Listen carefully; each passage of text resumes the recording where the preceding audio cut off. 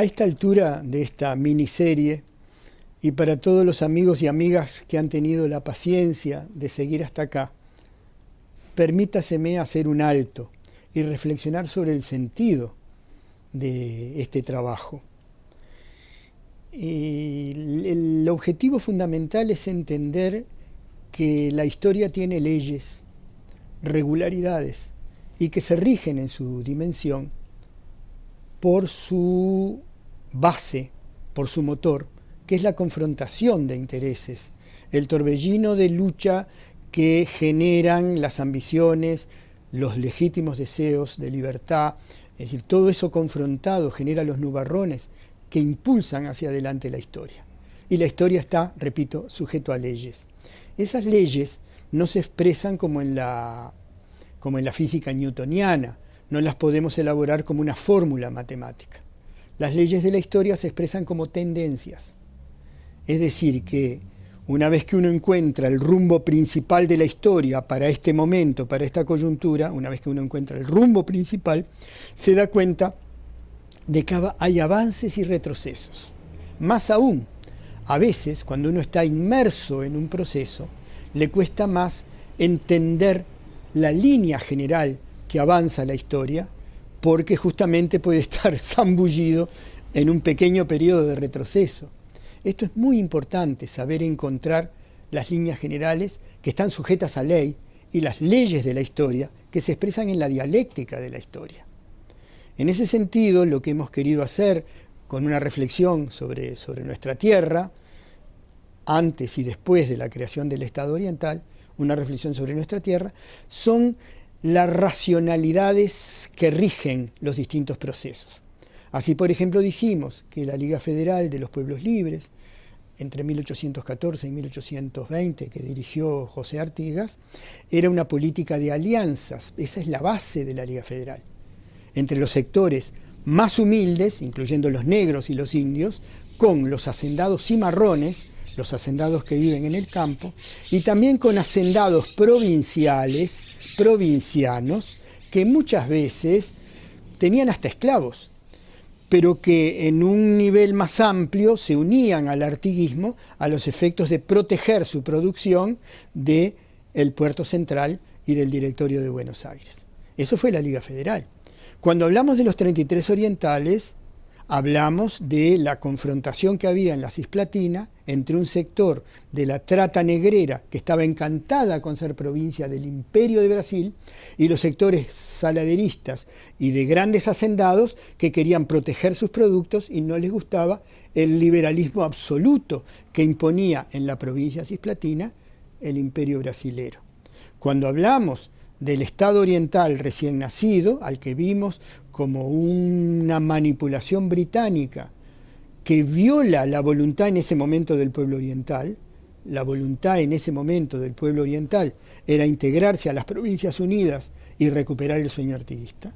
Cuando nace el Estado oriental, vimos que su primera acción fue la contrarrevolución agraria.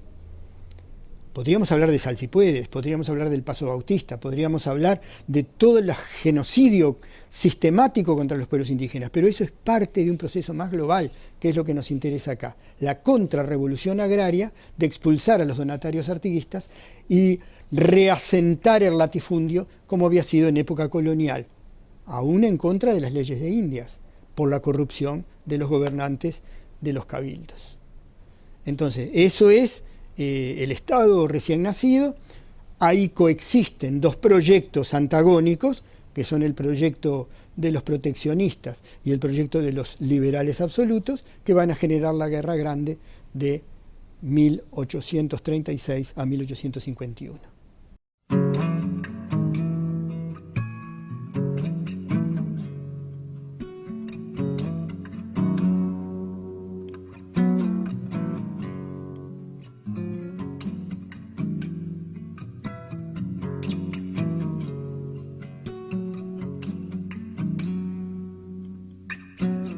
Yo quiero insistir en ese concepto básico.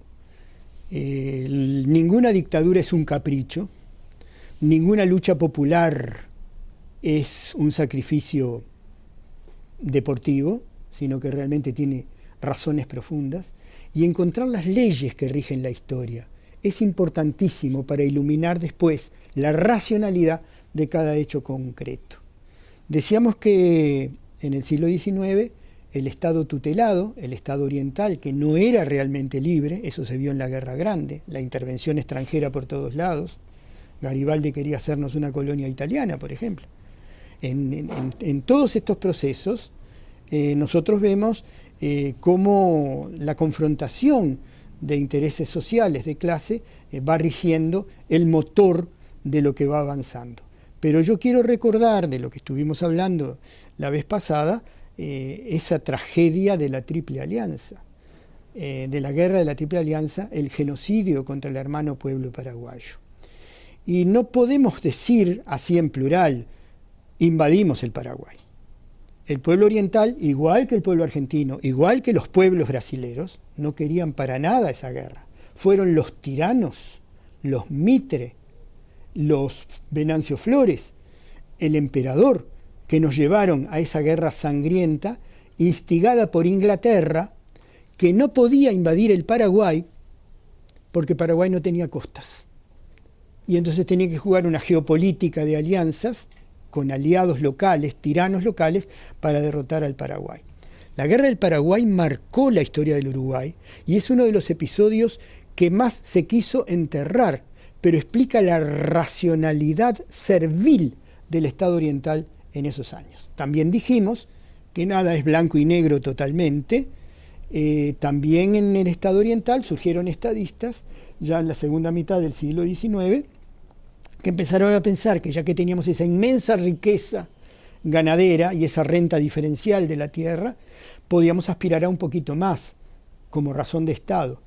Y como los diputados colorados que gobernaban en el Parlamento y los diputados blancos también a esa altura no eran capaces de modernizar el país, se da un golpe de Estado por el propio Partido Colorado, el partido de gobierno da un golpe de Estado, impone a un general joven, Latorre, para que haga los cambios necesarios hacia la modernización, hacia la situación que se venía, hacia la nueva industrialización.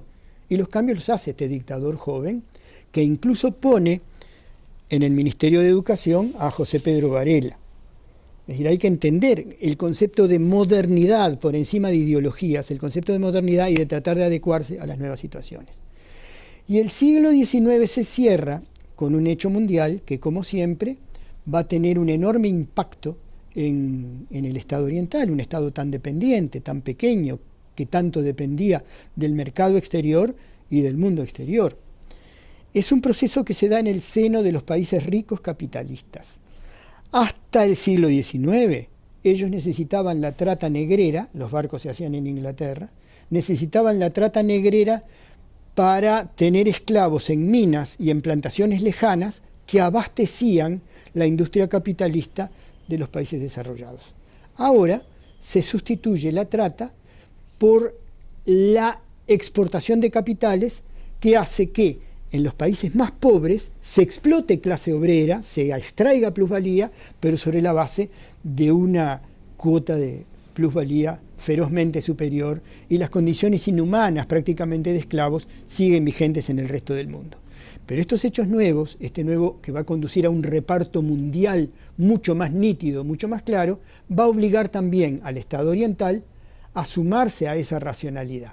Al fin y al cabo, el Estado oriental de fines del siglo XIX es un Estado capitalista, capitalista dependiente, pero capitalista y con fracciones en conflicto dentro de la clase dominante. No contradicciones antagónicas, pero sí contradicciones importantes que van a debatir nuevamente el futuro y que incluso van a generar nuevas guerras civiles.